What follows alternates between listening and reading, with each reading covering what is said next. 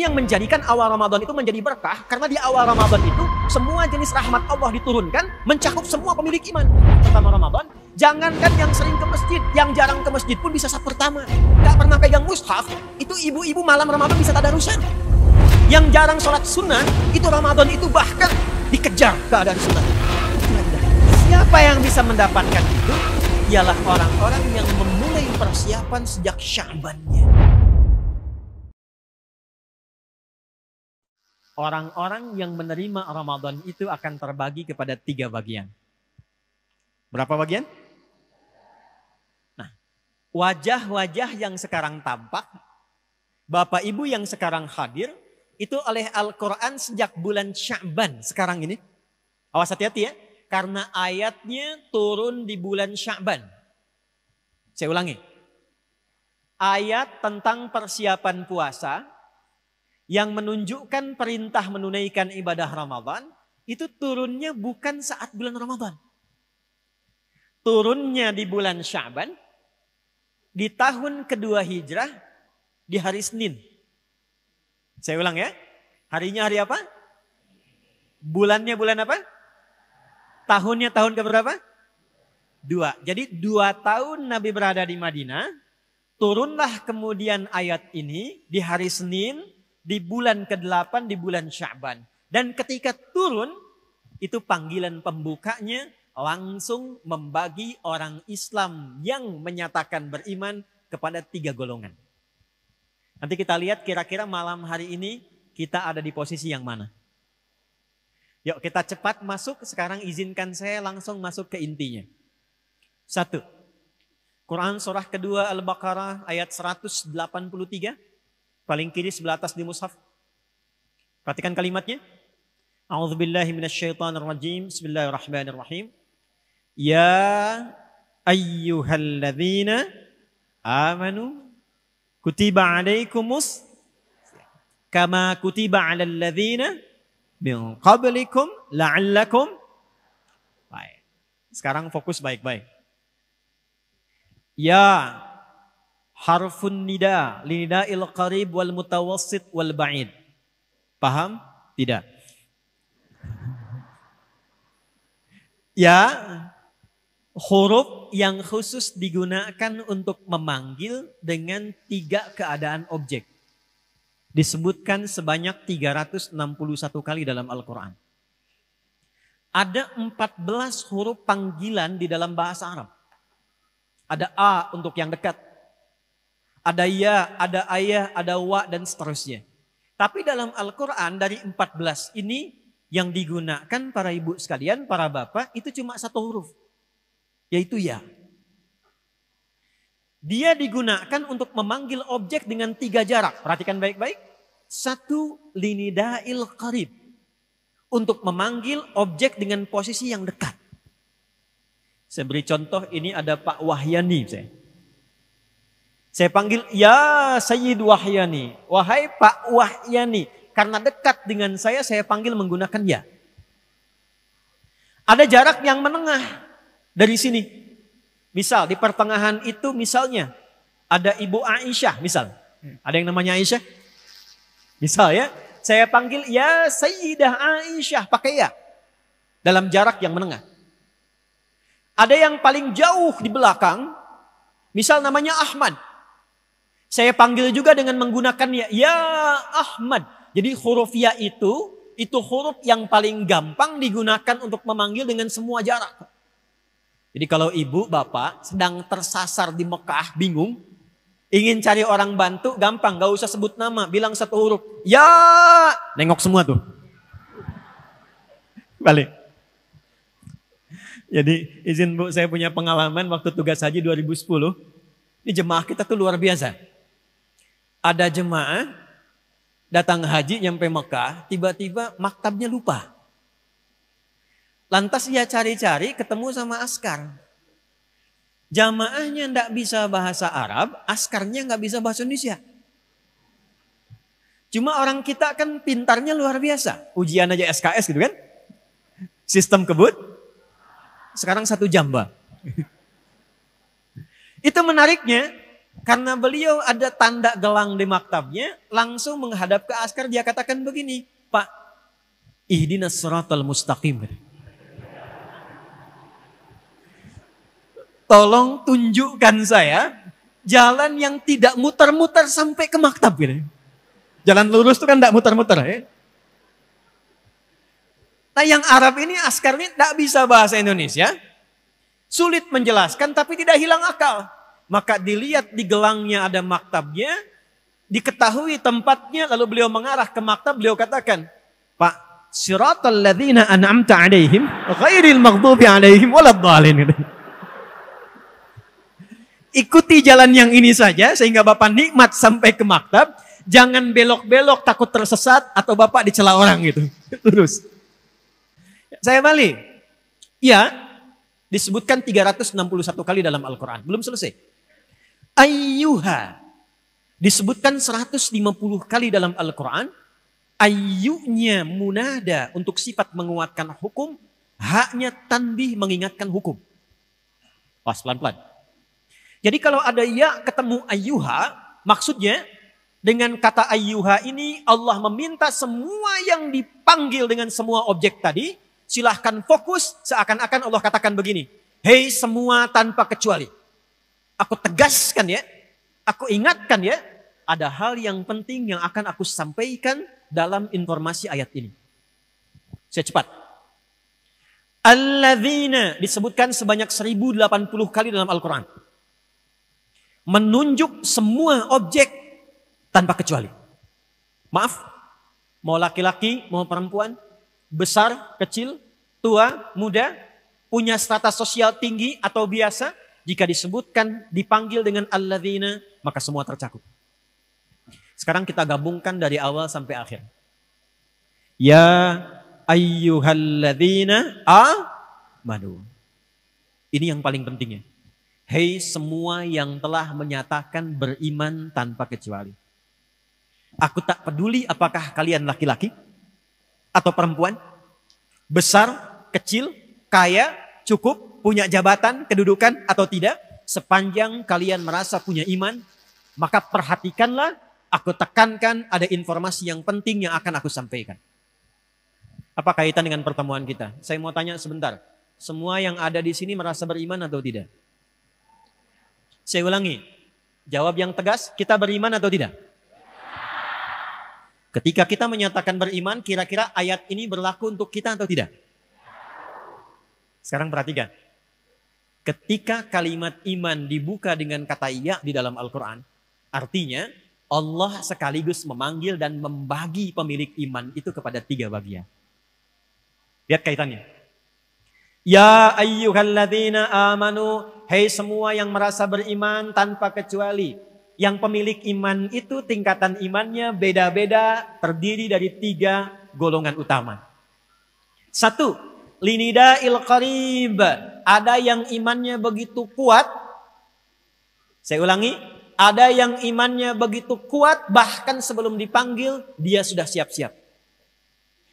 2, ada yang imannya standar, tengah-tengah. Kuat tidak, belum sampai, lemah juga tidak. 3, saya agak cepat. Ada yang imannya kualitas lemah. Sudah diingatkan, sudah sampai, masih belum ingat. Perhatikan baik-baik. Ya ayyuhalladzina amanu. Aku tidak peduli, kata Allah. Sepanjang dia merasa punya iman, maka yang lemah imannya dengan informasi ini akan dinaikkan menjadi kuat. Yang menengah akan semakin dekat dan yang kuat akan semakin lekat dengan Allah Subhanahu wa taala.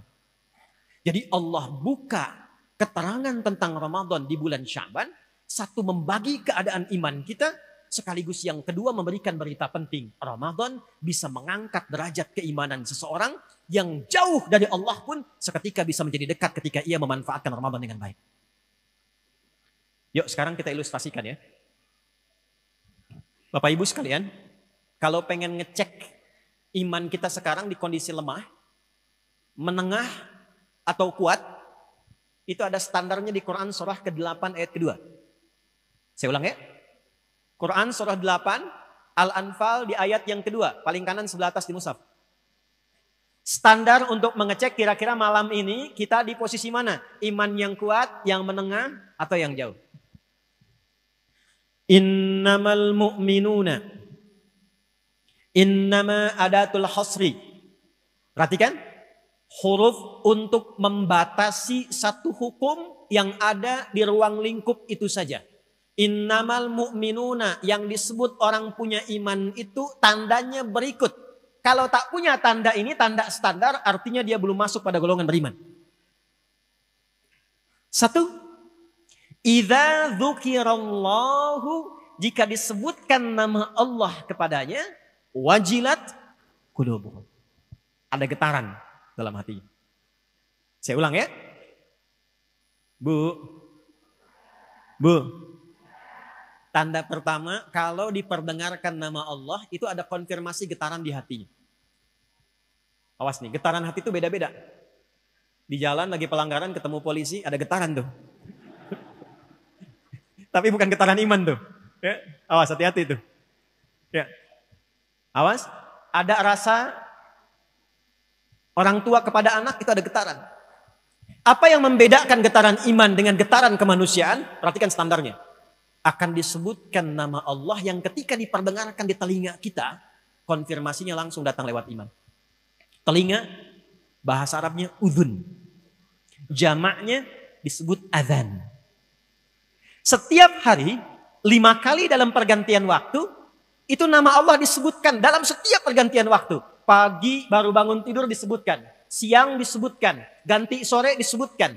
Masuk menjelang malam, maghrib disebutkan. Malam sebelum tidur disebutkan. Untuk mengecek, jangan-jangan kata Nabi, ada yang paginya yusbihu mu'mina, dia masih punya iman, wa yumsi kafira, ternyata sorenya hilang imannya.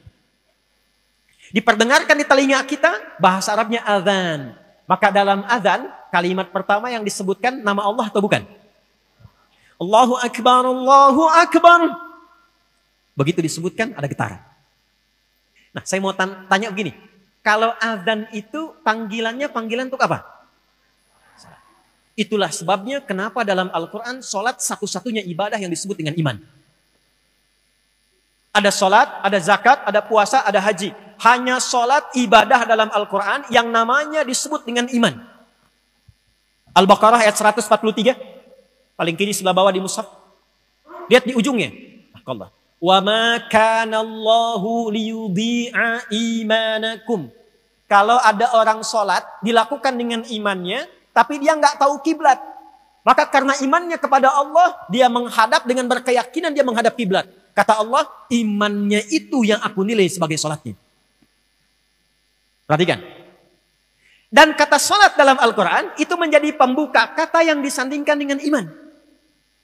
Jadi kalau teman-teman baca Quran, mencari kata iman pertama dalam Quran disandingkannya dengan sholat. Al-Baqarah ayat 3. Alladzina yu'minuna bil ghaibi wa yuqimunas. Ada orang-orang takwa yang cirinya dia punya iman konsisten. Pembuktian pertamanya dalam sholat. Maaf, jadi kalau pengen ngecek iman kita itu standarnya rendah, menengah, atau kuat, maka cek dalam sholat. Bagaimana cara ngecek dalam sholatnya? Inilah detailnya Al-Quran. Al-Baqarah ayat 238, paling kanan sebelah atas. Pojok. Lihat kalimatnya. Hafizu 'alas salawati was salatil wusta wa qumu lillahi qanitin. Kata Allah, coba cek kira-kira orang yang muslim beriman itu tahu waktu sholat untuk menjaganya atau tidak? Yuk sebentar. Subuh besok jam berapa? Jangan lihat sini, nggak ada. 4:35. 4:24. Terjadi perbedaan pendapat waktu sholat subuh. Di mana ini ahli hisab ini? Ya, ini menunjukkan kita datang dari tempat yang berbeda-beda. Ya, baik. Kita ambil yang standar, misal 4:35, 4:27. Tadi di Lanut 4:26 saya. Ambil 4:27 lah ya, izin Pak ya. 4:27, 4:35 komat beliau. Lihat, 4:37. Allahu Akbar, Allahu Akbar. 4:37. Begitu dipanggil, saat dipanggil kita langsung sadar, ya Allah sudah azan, siap-siap sholat. Ini adalah menunjukkan iman yang standar.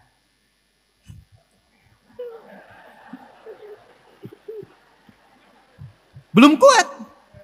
Belum kuat. Ingat. Jadi kalau dipanggil, pas dipanggil sadar, itu imannya kata Allah standar. Izin Bu Rektor, di sini aktivitas jam berapa dimulai? Ya. Jam 8. Kampus aktivitas kuliah dibuka jam 8. Mahasiswa datang jam 8. Standar tidak? Standar. Kalau Anda datang jam 6, itu artinya di atas standar. 4:27 azan, Allahu Akbar, Allahu Akbar. Ada orang yang bahkan siap-siap dari jam 3. Disebutkan di Quran, dia nunggu pemanasan dulu supaya subuhnya itu optimal. Dia tahajud dulu, dia istighfar dulu, dia tunggu sampai tiba waktu subuh. Itu yang tadi saya bacakan, rakaat kedua dalam salat Isya. Quran surah 51, ayat 15 sampai dengan ayat 18. Itu adalah tentang orang ahli surga yang masuk surga dari taman surga yang disifati oleh Allah sedang beraktivitas di bumi. Di antara cirinya, dia menyiapkan persiapan subuh, dia datang sebelum dipanggil. Itu iman yang tinggi. Jadi kalau 4:27 dipanggil Anda datang, itu standar. Jam 3 Anda siap-siap, di atas standar. Tapi kalau 4:27 dipanggil Anda baru sadar jam 7:42, nah itulah wajah-wajah iman terlemah itu. Ya. Nah, ketika ayat Ramadan ini dibuka dan turun, ini maksud saya. Turunnya bulan Sya'ban, dibuka dengan panggilan iman, diawali dengan kata ya, Allah itu maha tahu. Semua orang beriman tuh tingkat imannya nggak sama. Tadi aja sholat kan ada yang nunggu qomat dulu. Ya kan? Ya. Ini kan ibu pas mau kajian aja datang duluan. Coba kalau di luar kajian. Tuh. Tapi indahnya pembuka Quran itu, perhatikan kalimatnya. Kata Allah, Ramadan ini spesial. Karena ia bisa mengangkat iman yang paling rendah pun, itu bisa naik ke posisi tertinggi. Itulah kehebatannya Ramadan. Keunggulannya Ramadan. Ini yang menjadikan awal Ramadan itu menjadi berkah. Karena di awal Ramadan itu, semua jenis rahmat Allah diturunkan, mencakup semua pemilik iman. Itulah sebabnya nanti Masjid Walidah ini pada saat malam pertama Ramadan, jangankan yang sering ke masjid, yang jarang ke masjid pun bisa saf pertama. Maaf, jangan simpulkan yang datang saf pertama nggak pernah ke masjid ya. Tapi kalau nggak percaya silahkan Bu. Yang nggak pernah pegang mushaf, itu ibu-ibu malam Ramadan bisa tadarusan. Yang jarang sholat sunnah, itu Ramadan itu bahkan dikejar keadaan sunnahnya. Itulah indahnya Ramadan. Itulah indahnya Ramadan. Tapi siapa yang bisa mendapatkan itu? Ialah orang-orang yang memulai persiapan sejak Sya'bannya. Jadi kalau kita tidak tarhib dari bulan Sya'ban, vibes-nya nggak akan dapat. Ya. Auranya tidak akan sampai. Itulah sebabnya hadis riwayat An-Nasa'i. Saya cepat. Nomor hadis 2357.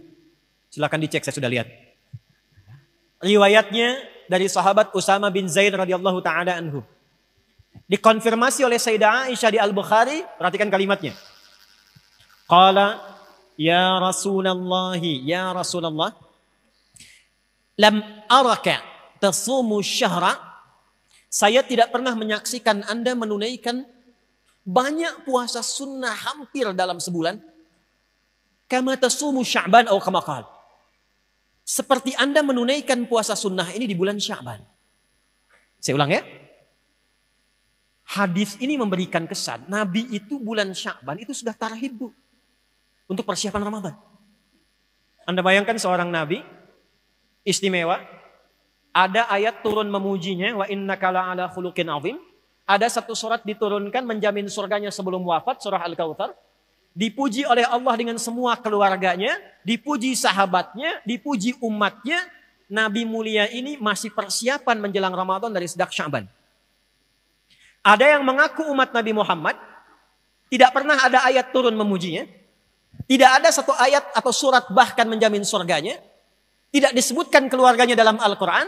Bahkan dia mengaku muslim dan beriman, tidak memiliki persiapan sebelum datang Ramadan, sehingga ketika sampai Ramadan, tidak siap dia untuk menjemputnya. Itu poin satu. Karena itu tolong malam hari ini silahkan dicek kira-kira berada di level mana keimanan kita dan seperti apa persiapan menuju Ramadan.